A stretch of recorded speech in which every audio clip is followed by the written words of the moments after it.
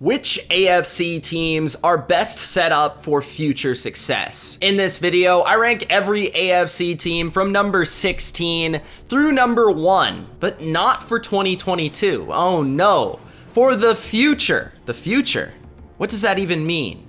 Well, this is a projection of how I see every team in the AFC throughout the next decade in the NFL. And how I'm going to project that is through some criteria. I have the categories that I deem to be appropriate and to be important for NFL success. And I give a confidence rating out of 5 for every category. So these are my future AFC rankings. But before I rank every team in the AFC for the future, make sure that you do spike that like button right now.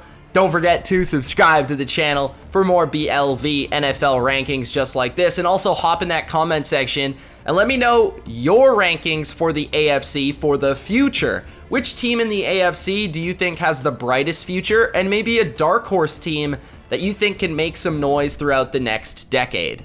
Before I get started ranking every AFC team, I do want to clarify my criteria. The categories for my criteria, of course, are quarterback, coach, management, which also falls in line with ownership and stability in the front office, and then we move to the roster.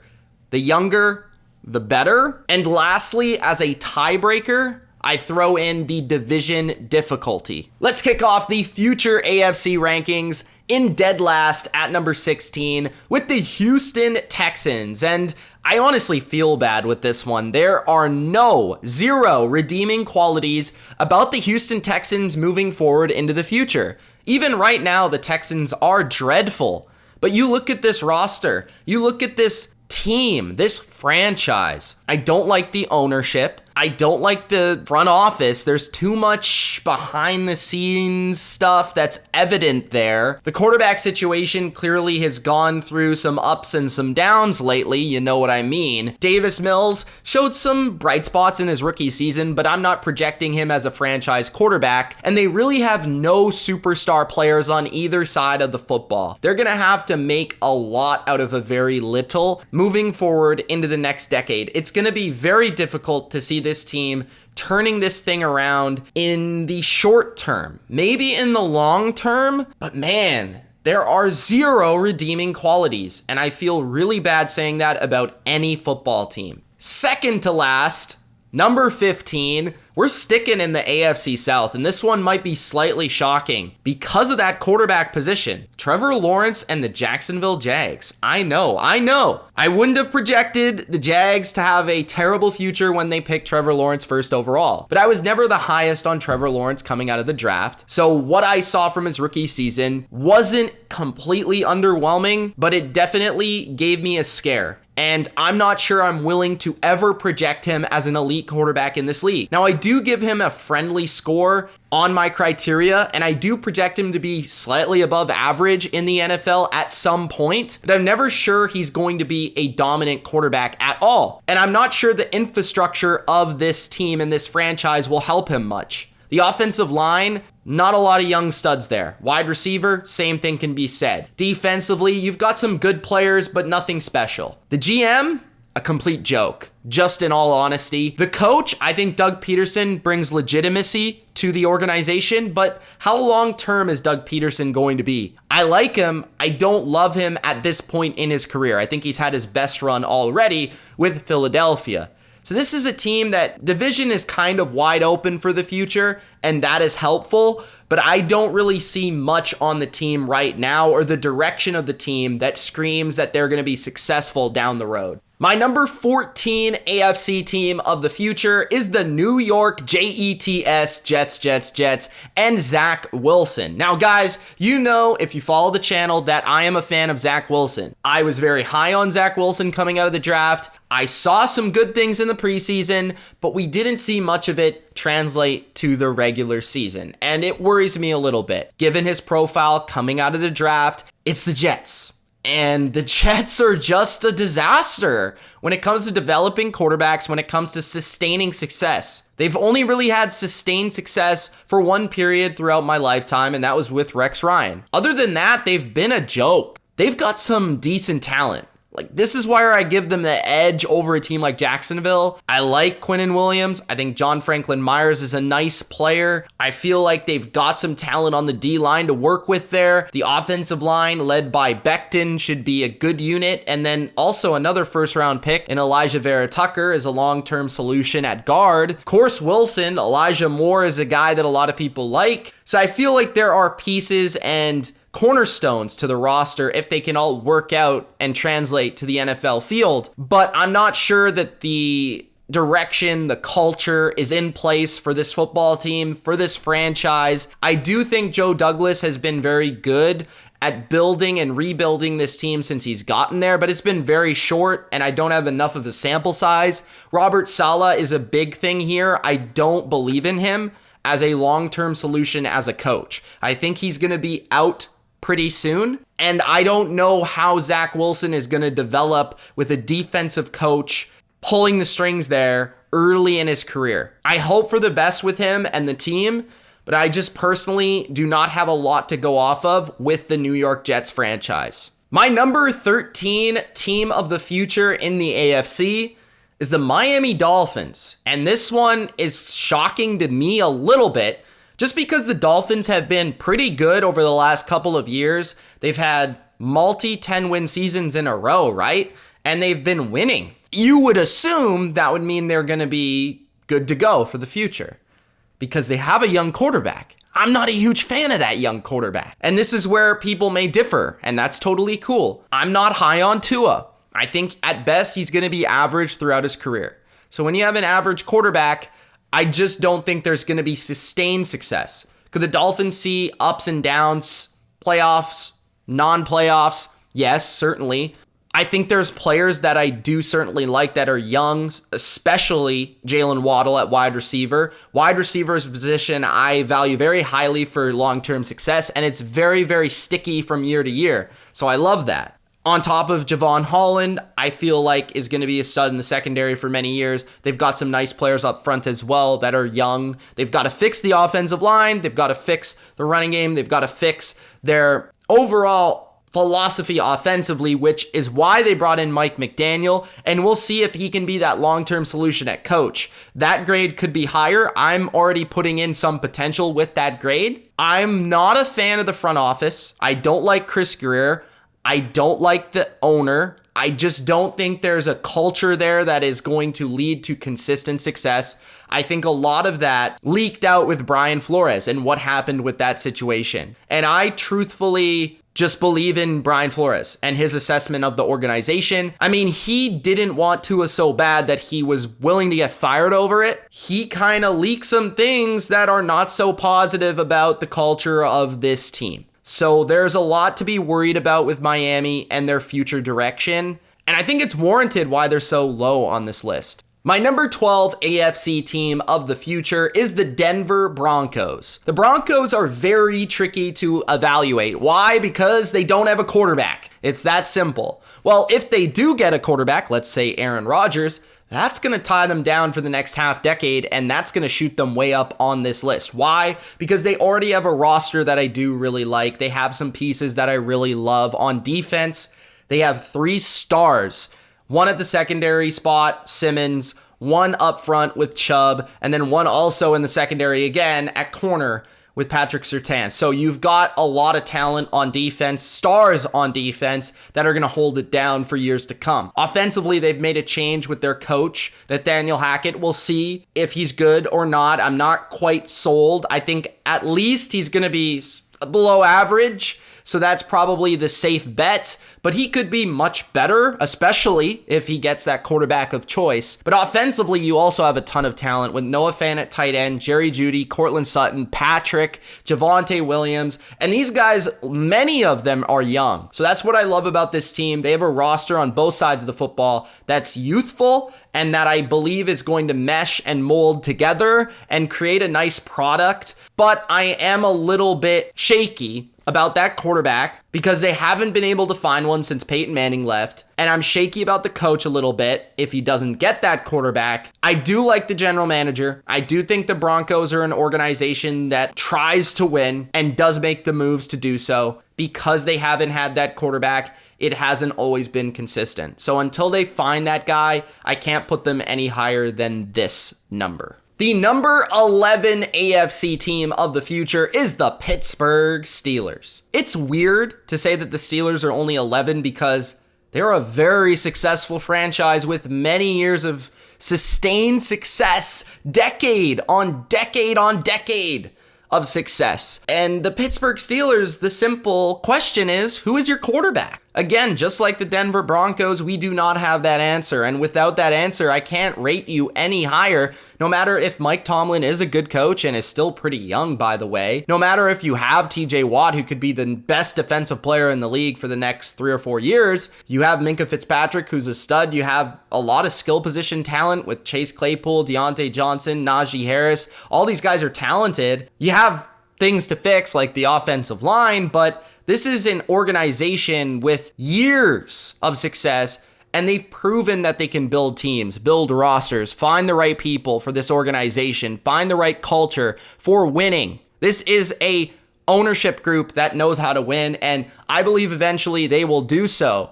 But without the quarterback, without the Big Ben, they are not going to be able to do it with any sort of consistency. So that's why they rank here. The number 10 AFC team of the future is the Tennessee Titans. The reason the Titans are only at number 10 is because they kinda went all in this year. They traded a pick for Julio Jones. They've made it known that they want to get a championship as quickly as possible, and they believe that window is open right now. So whenever you suggest that, it means you're going to sacrifice things in the future, which means I'm not so certain you're going to be great in the future. Mike Vrabel is a guy that I think is going to be a great coach for many years to come, and he's at the perfect prime age right now in his mid-40s. But Ryan Tannehill is a quarterback at 33 years old that I don't know how many years he's got left, especially if he's just playing at that average skill level. They're going to have to trade in for a new quarterback, maybe a younger quarterback that's going to take time to develop. The offensive line is getting older, especially their best players with Saffold and Lewan. And you have Derrick Henry, who's a running back. So how long is he really going to last? Julio Jones is older. I love A.J. Brown. He's fantastic. He's going to be a stud for many years to come. I think Jeffrey Simmons, same thing to be said there. And there is an infrastructure. I love what they're doing in the front office, how they're finding players year after year to fit the schemes on both sides. So the Titans are my number 10 AFC team of the future. My number 9 AFC team of the future is the Las Vegas Raiders. The Raiders could be lower on this list or higher on this list, depending on your perspective. Personally, I'm a believer in Josh McDaniels. I do have questions about just about everything else, but I do feel like the Raiders have gone in a very good direction as of late. Since they moved to Las Vegas, this team just has a different vibe. I feel like the ownership has invested in winning recently more than ever. And yes, they've gone through some things lately, but they've bounced back. And I think that's due to strong leadership from quarterback Derek Carr. I really like Derek Carr. I think he's going to be a good quarterback for the next 5 years, and that's plenty of time. But Derek Carr is probably going to cost a lot of money, and Derek Carr is probably in his prime right now, and he's probably not going to be in his prime for the next decade. So you're going to have to find that next quarterback there for Josh McDaniels, maybe sooner than you think if you don't want to pay Derek Carr all this money. So Derek Carr is a huge question to me, not as a player, but just as a financial investment. I like Renfro. I love Waller. I think Crosby's a stud, but there are not a lot of elite players on this roster. There are good players, but I'm not sure how many cornerstones there are. But I do like the GM-coach relationship there. I think McDaniels is going to be a good coach, and I do like the Raiders in Vegas. They just have a different vibe. I feel like they're bringing back that culture that used to make the Raiders great. So, the Raiders are inside my top 10. The Browns are my number 8 AFC team of the future. The Cleveland Brownies are a team that I believe would rank a lot higher if you were doing this list last year, because I think a lot of people were higher on Baker Mayfield, including myself. A lot of people were higher on Kevin Stefanski, including myself. A lot of people love their front office.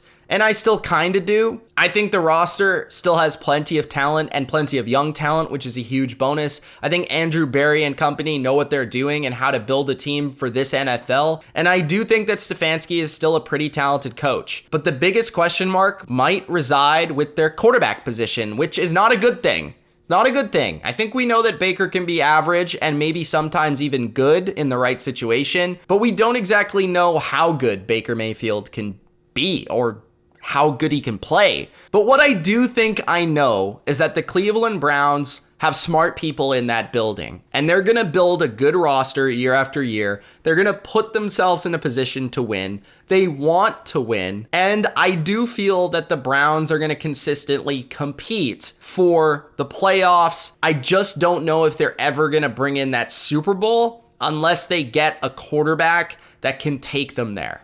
My number 7 AFC team of the future is the Indianapolis Colts. I view the Colts very similarly to the Cleveland Browns. What I mean by that is they both have very strong management. Chris Ballard is an excellent GM. He's one of the best GMs in the NFL from a draft perspective. He's very good with young talent, and he can build a roster. We've seen what they've been able to do building this offensive line, putting some key pieces on the defensive side of the football. And what I love about the Colts right now, they have a lot of young talent that I really do like. Jonathan Taylor's a star. Michael Pittman's a very good player. The offensive line, Quentin Nelson, is a stud.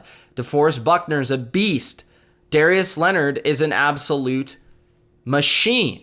So the Colts have a lot of talent on both sides of the football. Maybe not in the most key positions, but they have a lot of talent. Frank Reich at the operating table is going to be phenomenal because he's a great coach. I'm very high on Frank Reich. He's older than I thought, but he's very good and kind of has that young mentality. The question is the quarterback.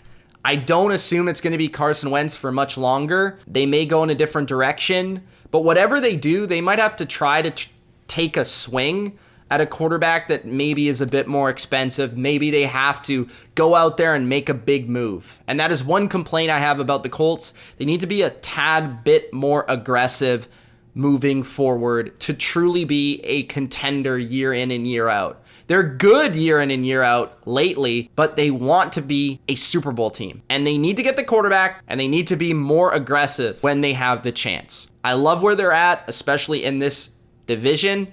They should succeed. My number 6 AFC team of the future is my New England Patriots.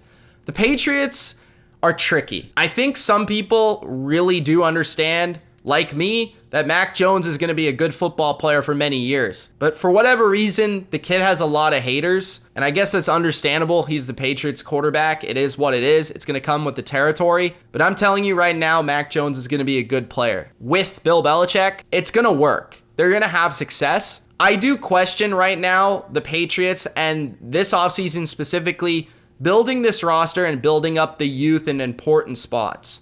Wide receiver is a position that Bill Belichick has never really been able to figure out in the draft or with younger players outside of trades and signings and things of that nature. But without Tom Brady, it's going to be difficult to get those vets in the building. So will Belichick be able to find young star receivers to partner with Mac Jones?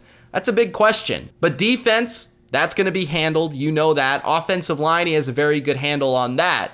I think that the Patriots are going to be very consistent. I'm not sure they're going to be the top of the top dynasty nature, but I do feel they're going to be competitive year in and year out. And I do know that as long as Belichick is there, really building this team and coaching this team, that they're going to be a tough team to beat. The only question I will say is that we haven't seen Belichick really truly have a ton of upper echelon success without TB12. And that's still a question he has to answer, but I have the faith in BB. So, I'm going to put the Patriots at number 6. At number 5, the Cincinnati Bengals. Now, this one might be a little bit surprising because they just went to the Super Bowl, and they're very young, and this is Joe Burrow's second year. And this honestly surprised me when I added up all the criteria because I love their roster.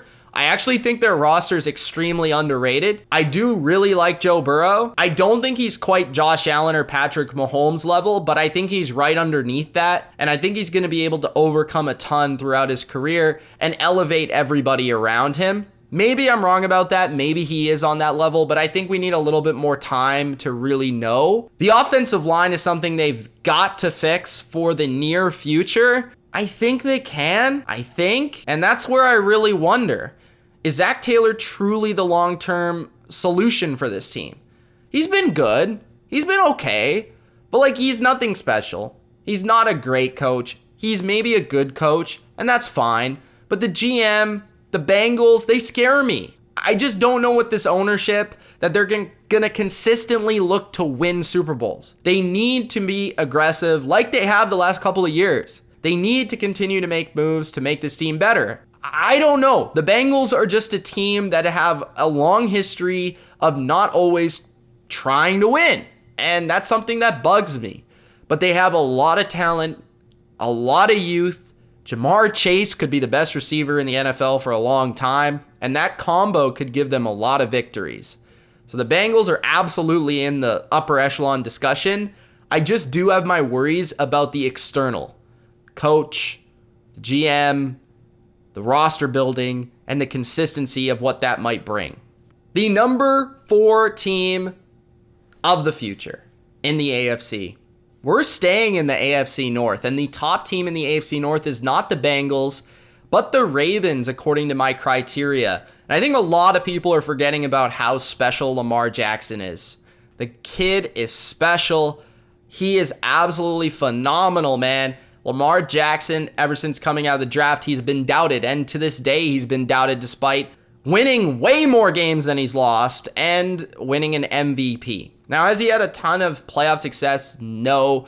But I think one day we will see him with that Lombardi trophy. And it might be soon. Baltimore Ravens, what I love about them is not only do they have Lamar, they've got John Harbaugh, who's a heck of a coach. Been doing it for a long time, but I think he can do it for many more. They have Eric DeCosta, the GM position, who I think is phenomenal. They do a great job through the draft consistently, especially on defense, finding those trades. And it just feels like the Ravens are always trying to win. And that's what I love about the Ravens. I respect about the Ravens. They understand what they are. They understand their identity. They understand when they need to evolve. They're not afraid of change. And I feel like those are all great things for being successful in the future. So they don't have a ton of talent like they did maybe a few years ago. But with Lamar there, with Mark Andrews there, with Marlon Humphrey on defense, I think they'll find a way to be one of the best teams for many years to come. My number 3 AFC team of the future is the Los Angeles Chargers. Now I have the Chargers at number 3. A lot of this has to do with Justin Herbert and just how good I think he is. He is phenomenal. He has Hall of Fame talent. And I believe that he is going to make them good year after year, just as he did this year. I think when you look at that team this past season, they weren't as good as a lot of people thought everywhere else, offensively, defensively. But Herbert gave them such a high floor. That's just what they're going to be. It's no matter what, he's going to win them games. I look at their talent as well, and I do think they have some cornerstones. Pass rusher Joey Bosa, left tackle Rashawn Slater, safety Derwin James. Then they also have good players mixed in, like Austin Eckler at running back, potentially a wide receiver position with Mike Williams, and maybe Keenan Allen, but he's getting older. Asante Samuel is a corner I really like. There are players throughout the roster that I like. Brandon Staley's second year is going to be a huge year for finding talent to fit his defensive scheme, and we'll truly see the evolution of this team, I believe, this offseason and the next year. But I like Brandon Staley. I think he's a smart coach. Maybe he's a little bit aggressive, but he's a smart coach, and he brings forth good schemes, and I feel a confidence to his football team through and through. And I think the Chargers are a football team that, even in this tough division, is going to be very good and a playoff team for years to come. My number 2 AFC team of the future is the Kansas City Chiefs. This might be a little bit surprising because I think a lot of Chiefs fans thought they would see themselves at number 1. You just got beat out. I'm sorry, Chiefs fans, but let's explain the good and the bad. So the good, you've got Patrick Mahomes. It's phenomenal. You got Tyreek Hill. He's still going to be really good for many years to come. The offensive line, I think, has a lot of young studs and a really good group moving forward. And defensively, you have Chris Jones. You also have Andy Reid, who I think wants to coach for the next, at least most of the next decade.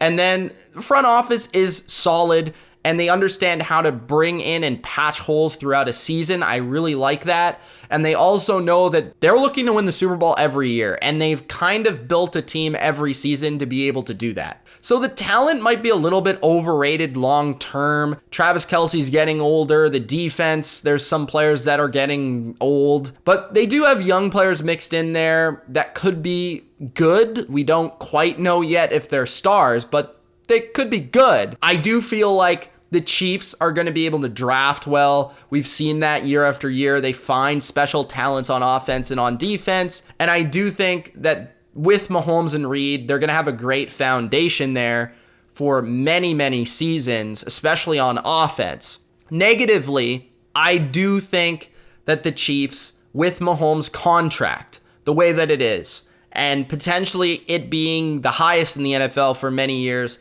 is going to put them in a tough spot to really build a great team year after year, season after season. So the Chiefs are going to be excellent. They'll probably win 1 or 2 more Super Bowls, but I wouldn't count on just thoroughly dominating the way that you have the last couple of seasons. And the number 1 AFC team of the future is the Buffalo Bills. And does this suck? Because I'm a Patriots fan, so in my opinion, I think the Bills are going to be the best team in the AFC for the next decade, which, man, okay, we're going to lose a lot to you guys. But the Bills, they've got Josh Allen, who is probably going to be the best quarterback of the next decade. Him or Patrick Mahomes, any given season, it feels. It's going to be number 1, number 2, or at least in the top 3, right?